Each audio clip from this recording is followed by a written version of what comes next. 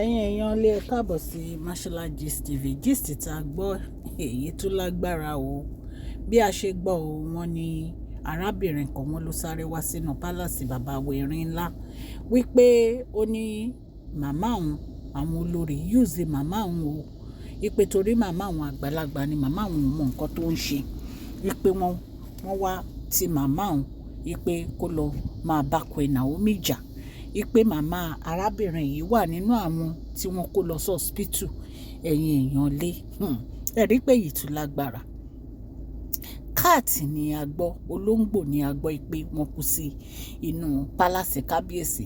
Wọ́n ní 27 ni àwọn olóńgbò tí wọ́n rí nínú pálásì kábíyèsí. Wọ́n ní bọ̀ 21 ló kù. Wọ́n ní àwọn tó kù 6 of them ni wọ́n rush lọ sí hospital. Ó dàbí ẹni pé wọ́n láwọn mẹ́ta kú instantly. Wọ́n ní mẹ́ta tó kù wọ́n náà gbé lọ sí hospital. Bí a ṣe gbọ́ nìsín, wọ́n ní ìkan nínú àwọn káàtì olóńgbò yìí, wọ́n ní ara àwọn tó gbé lọ sí hospital ni. Wọ́n ní àwọn tó wá jí sáyé nínú wọn ni wọ́n ń gbé wọn lọ sí hospital. Wọ́n ń gbé wọn lọ sí hospital. Wọ́n ń gbé wọn lọ sí hospital. Ẹ rí pé yìí tún lágbára. Kí èèyàn kó yí padà kó di olóńgbò, kó olóńgbò yí padà kó di èèyàn. Àfi kí Ọlọ́run Elédùmarè kó máa ṣàánú wa. Wọ́n ní bí àwọn tó wà ní palace ṣe pariwo márábìnrin yìí nìyẹn pé kí wá ló wá kàn wọ́n pẹ̀lú yẹn. Wọ́n ló ní àwọn olórí àwọn náà tí ìyá òun sí gbogbo wàhálà tí ìyá òun wà nú ẹ̀yìn èèyàn lé. Wípé kò yẹ kí àwọn olórí ṣe bẹ́ẹ̀. Wípé àwọn olórí ló ti ìyá òun sínú wàhálà tí ìyá òun wà yìí o. Wípé nítorí pé ìyá òun ò mọ nǹkan kan ni wọ́n fi tì ìyá òun sínú wàhálà yìí. Wípé wọ́n plan fún ìyá òun ni. Wọ́n ní ó bẹ̀rẹ̀ sí sọ gbogbo ẹ̀. Wọ́n ní kó gbẹ́nu ẹ̀ dákẹ́. Ta ló plan fún ìyá ẹ̀ tó yẹ pé àwọn èèyàn mọ̀ dáadáa wípé èèyàn burúkú ni. Wọ́n láwọn èèyàn ló ń attack ẹ̀ bẹ́ẹ̀ o, allegedly bá ṣe gbọ́ o. Wípé ìyá ẹ̀ tó yẹ pé èèyàn burúkú ni ìyá ẹ̀ á máa fò lóru. Á máa fò lóru nígbà tí gbogbo àwọn èèyàn ń sùn. Wọ́n ní àṣé wọ́n rè pé wọn ò mọ ìyá ẹ̀ ni. Wọ́n ní kó gbẹ́nu ẹ̀ dákẹ́ kó jáde nínú pálásì bàbá Erin ńlá. Wọ́n ní arábìnrin bá ń lérí òun ò ní gbà o, òun ò ní gbà o. Àwọn olórí ló ti yá òun sí wàhálà yìí o. Wọ́n ní ìgbà tí àwọn olórí wá sí ilé yín, ṣé ìwọ fi tọ́ kábíyèsí létí? Ṣé ìwọ fi tọ́ kábíyèsí létí? Wípé bàbá Erin lẹ gbà wá o, àwọn ìyàwó yín ò jẹ́ ká sinmi o. Ṣé ni wọ́n wá fẹ́ máa tì yá òun sí nǹkan burúkú o. Nǹkan tí ìyá ẹ̀ fẹ́ ṣe nìyá ẹ̀ ṣe. Nǹkan tí ìyá ẹ̀ fẹ́ ṣe nìyá ẹ̀ ṣe. Ẹ̀yin èèyàn lé bí a ṣe gbọ́ allegedly nìyẹn. Ẹ jẹ́ kí n kí ẹ̀yin olólùfẹ́ mi ní ilé lóko àti lẹ́yìn òde wípé ẹ káàbọ̀ sí Mashola Gist TV. Àtúndé Mashola Gist TV. Àtúndé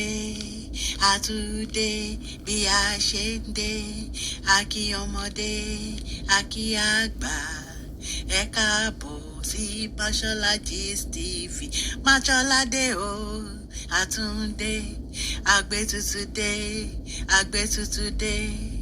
Àmú gist alálùbáríkà wá fún yín lórí public gist, lórí royal gist, lórí celebrate gist. Mashola Àtúndé o, Àtúndé Mashola Gist TV.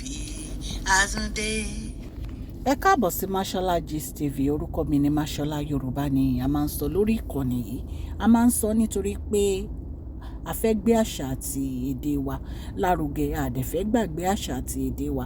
À ń sọ fún àǹfààní àwọn tí wọn ò gbọ́ Gẹ̀ẹ́sì. À ń sọ̀rọ̀ nípa celebrity gist, royal gist, politics àti gbogbo nǹkan tó ń ṣẹlẹ̀ ní agbègbè orílẹ̀-èdè bàbá wa ní ilẹ̀ Nàìjíríà. Ẹ̀yin èèyàn lé ẹ kàn sí wa ní masholagist@gmail.com. Tẹ́ bá ní ìpolówó ọjà, kẹ́ wá polówó ọjà yín lórí channel wa. Ọlọ́run Elédùmarè ọba aláàánú á wà pẹ̀lú yín o. Òkè òkè ni ọlá yín á máa lọ o. Ọlá yín ò ní lọ ìsàlẹ̀ láéláé. Ẹ̀yin tẹ́ bá ti subscribe, ẹ subscribe o. Kẹ́dẹ̀ tẹ notification bell so that a bá ti post any gist ẹ máa rí. Bí a ṣe ń sọ lọ o, wọ́n ní arábìnrin yìí wọ́n ló kígbe pé àwọn olórí àwọn ni wọ́n ti ìyá òun sí gbogbo nǹkan tó ṣẹlẹ̀. ipe torí ìyá òun kò mọ nǹkan kan, ipe ìyá òun ọ̀rọ̀ pálásì òye, ipe àwọn náà ti ìyá òun sí nǹkan tí ò yẹ kí wọ́n ti ìyá òun sí.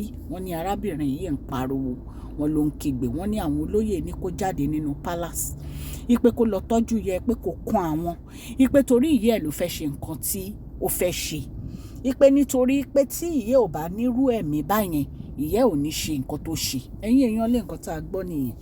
Mo dúpẹ́ lọ́wọ́ gbogbo etí tó ń gbọ́ mi o. Bí mo ṣe ń sọ fún yín alẹ́ ìjì ni gist yìí, mi ìbá kábíyèsí gbénu palace ò bọ̀, a ní àṣẹ láti torchlight sí gbogbo àwọn gist tá a bá gbọ́.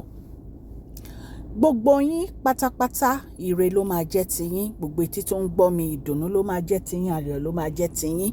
Ọlọ́run á bá mi gbọ́wọ́ yín sókè, ọwọ́ yín ò ní lọlẹ̀ o. Please share this video, like and subscribe. Ẹ má gbàgbé kẹ́ fún fídíò yìí ní thumbs up o. Mashola Gist TV, love you all.